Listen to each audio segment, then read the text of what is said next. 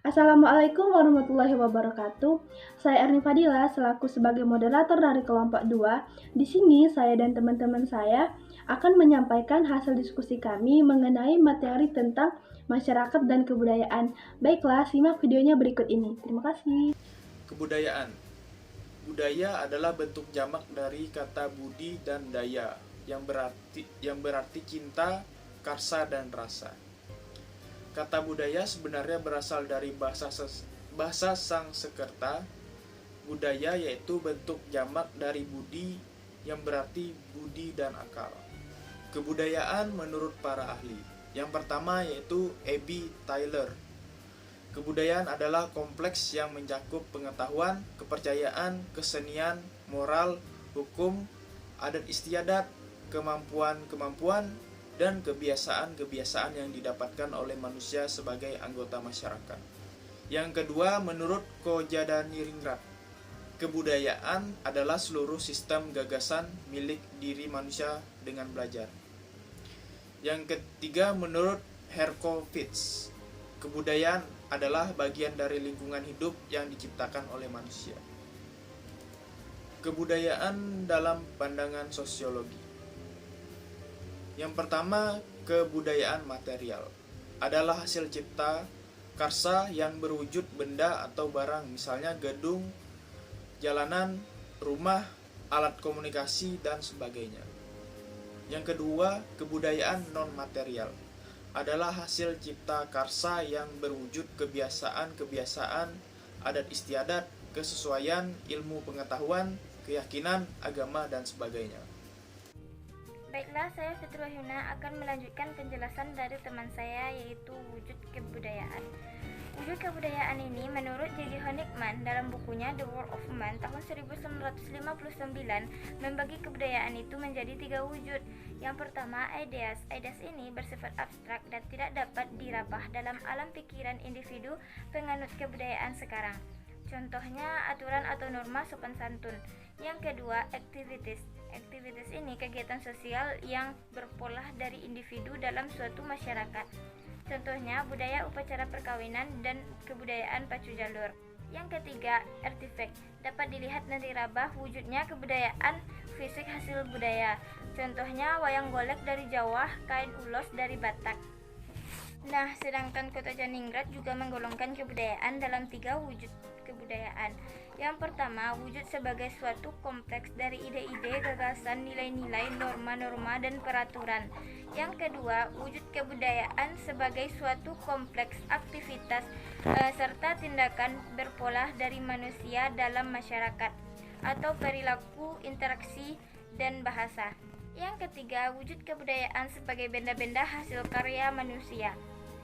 Nah, kemudian unsur-unsur kebudayaan itu ada 7. Yang pertama, perlengkapan hidup manusia. Yang kedua, mata pencarian hidup dan sistem ekonomi. Yang ketiga, sistem kemasyarakatan. Yang keempat, bahasa. Yang kelima, kesenian. Yang keenam, sistem pengetahuan. Dan yang ketujuh, sistem religi. Kemudian unsur-unsur normatif yang merupakan bagian dari kebudayaan ada 3. Yang pertama, valuational elements, yaitu unsur-unsur yang mencakup penilaian. Yang kedua, practice elements, yaitu unsur-unsur yang berhubungan dengan apa yang seharusnya. Yang ketiga, cognitive elements, yaitu unsur-unsur yang menyangkut kepercayaan. Unsur kebudayaan terbagi menjadi 2. Yang pertama, unsur kebudayaan yang diterima di masyarakat, yaitu unsur kebudayaan kebendaan, di mana alat peralatan yang mudah dipakai dan terbukti memiliki manfaat bagi manusia yang telah menggunakannya. Yang kedua, unsur kebudayaan yang terbukti memiliki manfaat besar, yaitu seperti adanya radio transitor yang sangat berfungsi bagi alat media massa. Yang ketiga, unsur kebudayaan yang mudah diterima oleh keadaan masyarakat, salah satunya adanya traktor. Sedangkan unsur-unsur kebudayaan yang sulit diterima di masyarakat yaitu unsur kebudayaan yang menyangkut tentang kepercayaan seperti ideologi, falsafah, dan lainnya. Yang kedua, unsur kebudayaan yang dipelajari pada taraf pertama proses sosialisasi, di mana nasi adalah makanan pokok manusia. Yang ketiga, suatu masyarakat yang terkena dampak akulturasi, yang pada saat itu adanya kelompok-kelompok individu yang tidak siap atau tidak bisa menerima adanya perubahan-perubahan yang terjadi di sekitarnya. Selanjutnya, sifat-sifat hakikat kebudayaan. Yang pertama, kebudayaan terwujud dan tersalurkan dari perilaku manusia. Yang kedua, kebudayaan telah ada dahulu mendahului suatu generasi, sehingga kebudayaan tidak akan mati hingga usia generasi terus-menerus. Yang ketiga, kebudayaan diperoleh manusia dan diwujudkan dari perilaku manusia itu sendiri.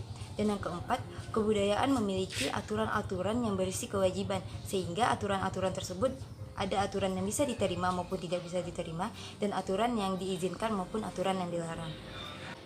Selanjutnya, masyarakat adalah sekelompok manusia yang saling berinteraksi dan berhubungan, serta memiliki nilai kepercayaan yang kuat untuk mencapai kepercayaan. Sedangkan bentuk-bentuk dari perubahan sosial itu terbagi menjadi 5. Yang pertama, perubahan sosial yang kecil maupun yang besar, perubahan sosial evolusi, revolusi, perubahan yang dikehendaki maupun perubahan yang tidak dikehendaki.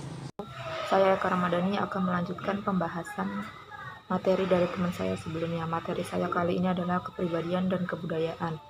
Kepribadian menurut Theodore M. Newcomb adalah merupakan organisasi, sikap, atau predisposition yang dimiliki seseorang sebagai latar belakang terhadap perilaku.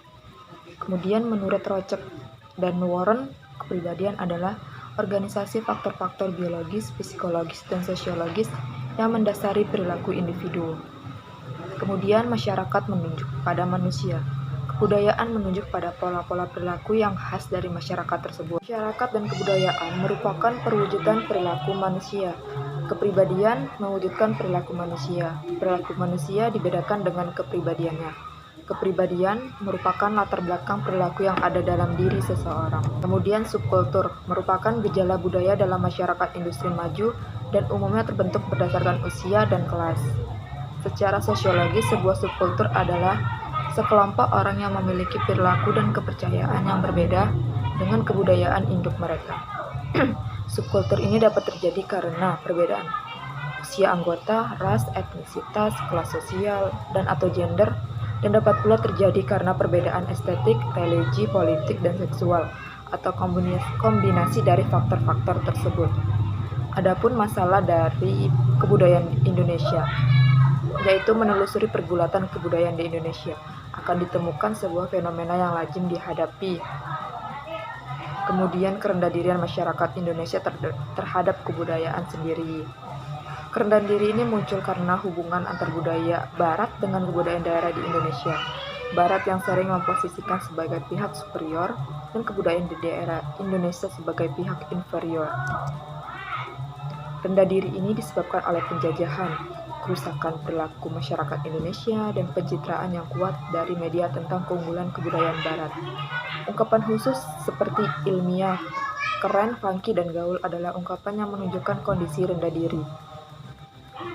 Kemudian, kebudayaan daerah di Indonesia ditinggalkan hanya karena dicitrakan tidak ilmiah, keren, dan sebagainya.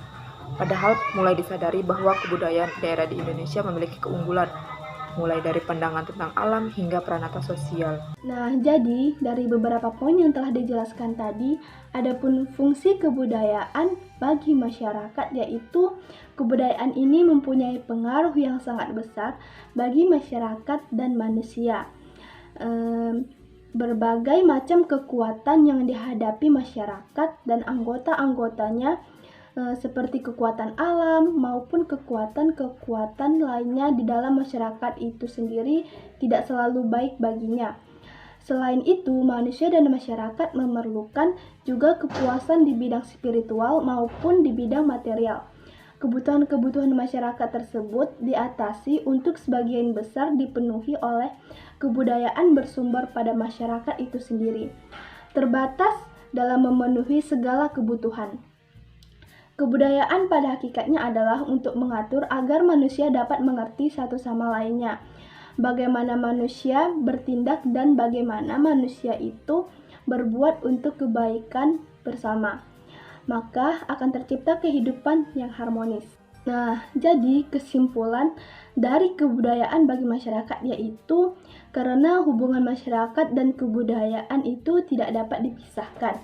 Karena kebudayaan merupakan objek yang dilaksanakan manusia hidup dan berkembang. Manakala manusia itu mau melestarikan kebudayaan, maka dari itu kita sebagai manusia harus selalu menjaga kebudayaan kita. Baiklah, sampai disinilah hasil diskusi kami dan sampai disinilah materi yang dapat kami sampaikan. Apabila terdapat kesalahan, kami mohon maaf.